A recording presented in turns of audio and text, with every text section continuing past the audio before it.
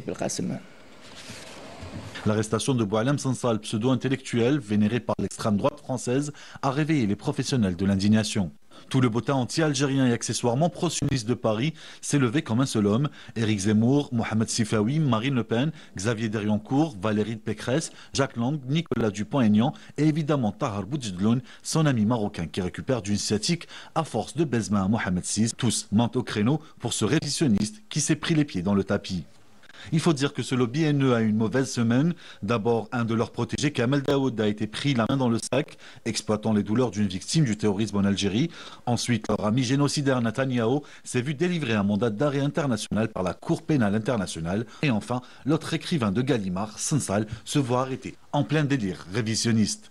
Au passage, le même Sansal a été accusé par l'écrivain Wassini Larlodj de lui avoir volé son titre et la trame du roman 2084, La fin du monde. Comme quoi, dans la confrérie du plagiat et du détournement littéraire, la France de l'édition a bien choisi ses poulains algériens. Le gouvernement français doit exiger sa libération immédiate, lancera le naturalisé par décret Éric Zemmour en faveur de son ami Boualem Sansal. Le président Macron, qui revient d'un voyage bronzé du Brésil où il avait traité les Haïtiens de tous les noms, se dit très préoccupé.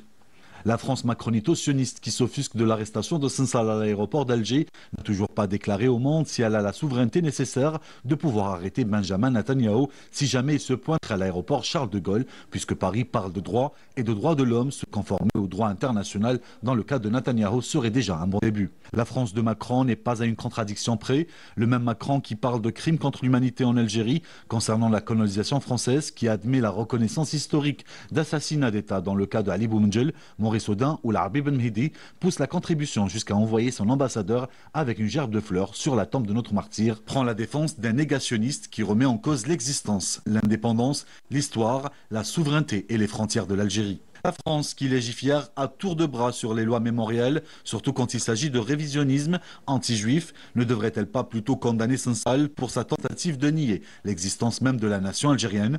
Ce serait un bon sujet d'étude et de négociation pour Benjamin Stora. En définitive, à chaque poussée de fièvre anti-algérienne, Paris charge Alger de tous les maux alors que l'Algérie agit toujours selon le principe de cohérence. Accuser l'Algérie d'empêcher la liberté d'expression alors que les Français détiennent toujours Pavel Durov, le fondateur de la messagerie Telegram, plateforme mondiale de l'expression, et la confirmation de cette sinistre comédie dont seul Sansal est le pantin utile.